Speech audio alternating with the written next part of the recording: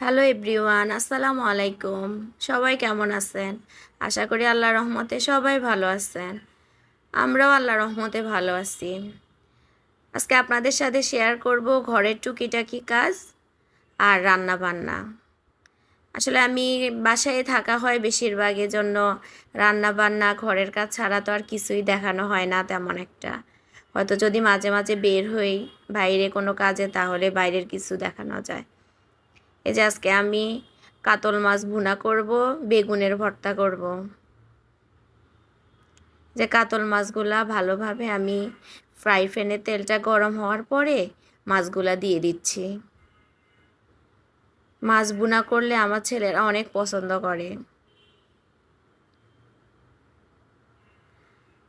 সবাই কেমন আছেন? আমরা মানুষ, তো মানুষের তো ভুল ত্রুটি হবেই। অনেকেই বুঝে না যে মানুষেরও ভুল হতে পারে। সবাই কি সব দিকে পারফেক্ট হয়? কোনো দিকে না কোনো দিকে মানুষের ত্রুটি থাকেই। সে যদি সব দিক থেকে পারফেক্ট হতো, তাহলে তো কোনো কথাই ছিল না।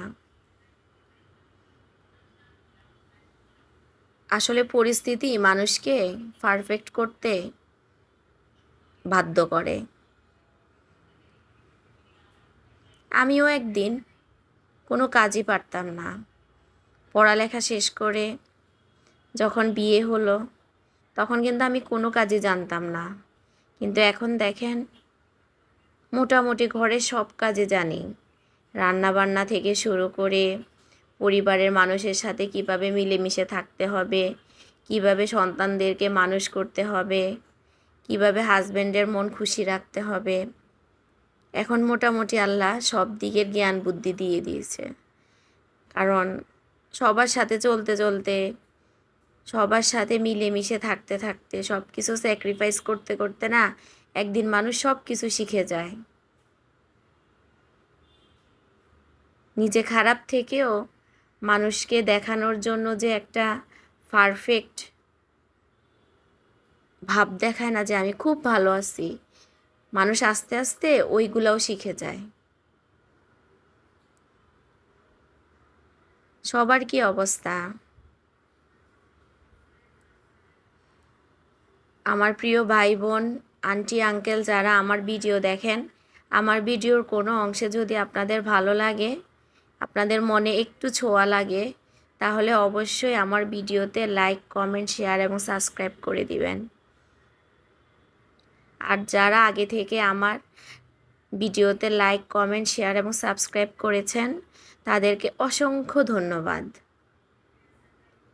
আমার পাশে থাকার জন্য, আমাকে সাপোর্ট করার জন্য। এই যে আমি মাছগুলা উঠানোর পরে যে ফ্রাই প্যানে তেল ছিল, আর একটু তেল দিয়ে আমি যে পেঁয়াজ কাঁচামরিচ দিয়ে দিলাম। পেঁয়াজ কাঁচামরিচ ভালো করে নেড়ে ছেড়ে এখন আদা, রসুন, জিরা অল্প অল্প করে দিয়ে দিচ্ছি।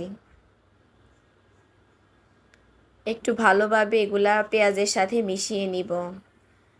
তারপরে আমি দিয়ে দিব লবণ, হলুদের গুঁড়া, মরিচের গুঁড়া, ধনিয়ার গুঁড়া, সব কিছু পরিমাণ মতো দিয়ে দিব। কারণ মাছ বোনা এত একটা সহজ রান্না, সবাই রান্না করতে পারে। এখানে আসলে শেখানোর মতো, দেখানোর মতো কিছুই নেই। হয়তো রান্না করেছি, এজন্য আপনাদের সাথে একটু শেয়ার করলাম, জাস্ট শেয়ারের জন্যই। যে এখন এগুলা মশলাগুলা, হলুদ মরিচগুলো আমি ভালোভাবে নেড়ে চেড়ে নিব।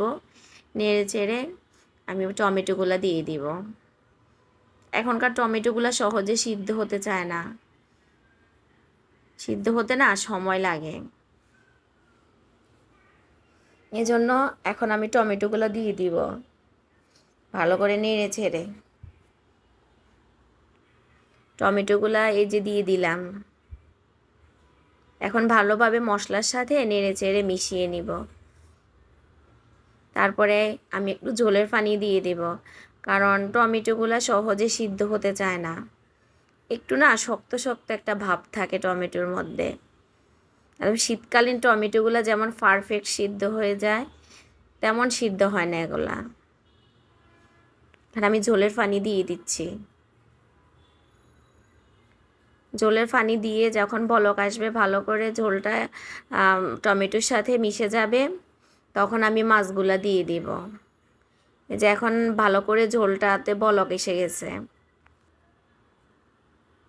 এখন আমি মাছগুলা দিয়ে দিব। মাছগুলা দিয়ে একটু ঝোলের পানি দিব, যেন মাখা মাখা একটা ঝোল থাকে, মাছগুলো ভালোভাবে ভিতরে যেন হয়ে যায়, রান্না হয়ে যায়। ওভাবে আমি একটু ঝোলের পানি দিয়ে দিব। আমার রান্নাটা কেমন হয়েছে সবাই অবশ্যই জানাবেন। এভাবে সবাই আমার পাশে থাকবেন, আমাকে ভালোবাসবেন। আমিও সবার পাশে আছি, সবার পাশে থাকবো ইনশাল্লাহ।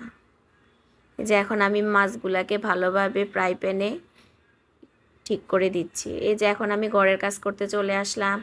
আমি অফ ক্যামেরাতে ডাইনিংটা পরিষ্কার করে নিলাম।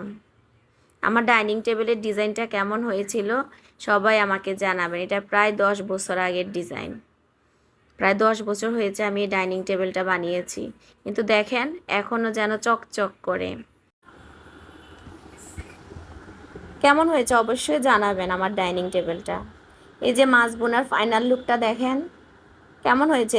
মাছ বোনাটা খেতেও না অনেক মজা হয়েছে। তারপরে আমি যে বেগুনটা সিদ্ধ করে রেখেছি, ওই বেগুনটাতে এখন আমি চুলার উপর রেখে বাগার দিয়ে দিব।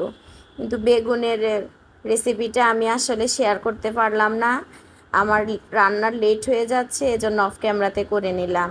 এই যে দেখেন আমার বেগুন ভর্তার ফাইনাল লুক। আল্লাহ হাফেজ সবাইকে।